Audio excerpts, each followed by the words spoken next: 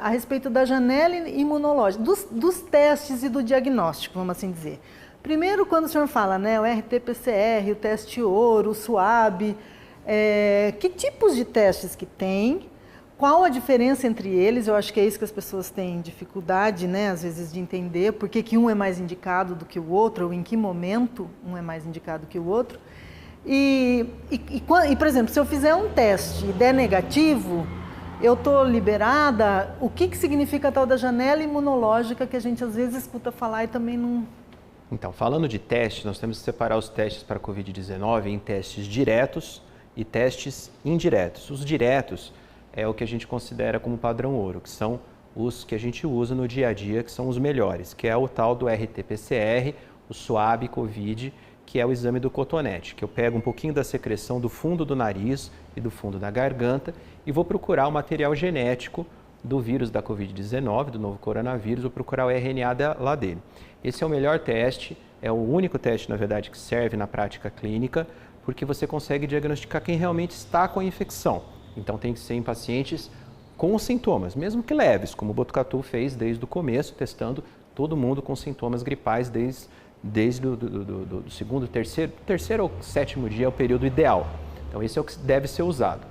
Existem os testes indiretos, que são muito disponíveis porque são os mais ofertados, principalmente através do teste rápido, né? Não aqui em Botucatu, mas em outras cidades, que são testes indiretos que se baseiam na produção de anticorpos. Como a gente já falou, a produção de anticorpos tem dois problemas principais. Primeiro, existe a tal da janela sorológica ou imunológica. Demora de 10 a 14 dias para o organismo começar a fabricar os anticorpos. E até 10 a 14 dias, o indivíduo já está, muitas vezes, 81%, como a gente disse, já resolveu a infecção, foi um resfriado, uma gripe, não teve nada.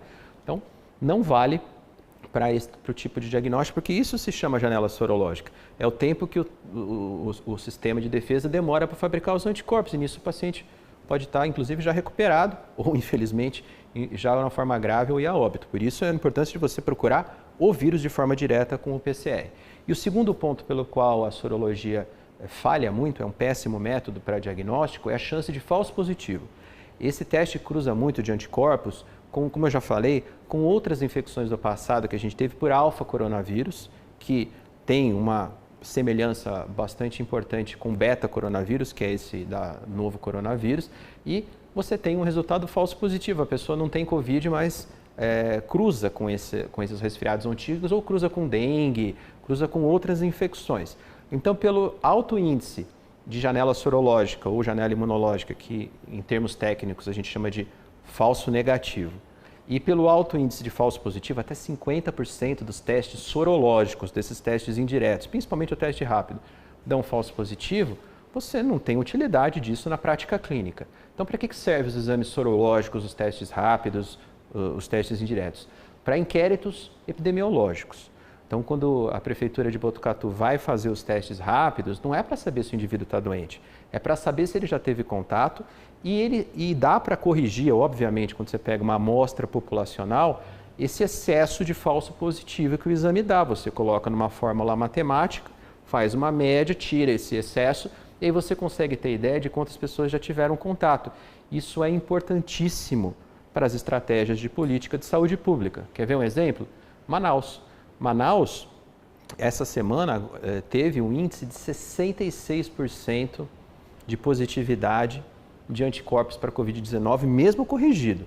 Isso mostra que aquela tragédia que aconteceu alguns meses atrás expôs grande parte da população, deu um excesso de óbito, corrigindo por 100 mil habitantes. Manaus é de longe a capital brasileira com o maior número de óbitos por 100 mil habitantes. E agora, grande parte da população tem anticorpos. Mas a que preço? A que preço se deu isso, né? Isso é imunidade de rebanho ou é a mortalidade do rebanho? Então, é por isso que os testes sorológicos são usados, para você estimar quantas pessoas já tiveram contato.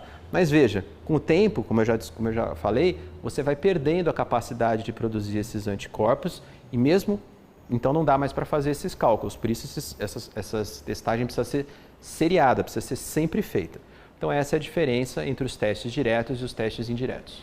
Então, para eu, Adriana, saber se eu estou com Covid, é se eu tiver sintomas, ou se alguém próximo de mim tiver sintomas, a gente vai falar já sobre isso, né, como que funciona a testagem aqui em Botucatu. Se a gente fizer esse teste, o do cotonete lá, o que todo mundo tem uma afliçãozinha só de ver na tela da TV. Esse é o teste padrão ouro, né, é a procura direta da sequência viral. Atualmente também a gente está já partindo para um estudo final, inclusive já fazemos isso para rastreio, usando ao invés do cotonete a saliva. Então, a saliva também é um material que pode conter o vírus, e até por isso a transmissão por gotículas faz todo sentido. E o pessoal do Laboratório de Biologia Molecular, junto com a gente da Infectologia, lá no Hospital das Clínicas, já fazemos o rastreio de pessoas assintomáticas por coleta de saliva. Então, isso já conseguimos até fazer como se fosse uma patente, porque fica muito mais fácil coletar saliva do que coletar o suave, né? Por enquanto não está validado, mas tudo indica que a saliva no futuro possa ser tão bom e ser equiparado ao suave. Mas as duas usam a mesma técnica, que é a procura do material genético do vírus, tanto no suave, que é a secreção de fossa nasal e orofaringe, quanto na saliva. O método é o mesmo, só muda o material que é colhido. Certo. Outra pergunta também que tem a ver com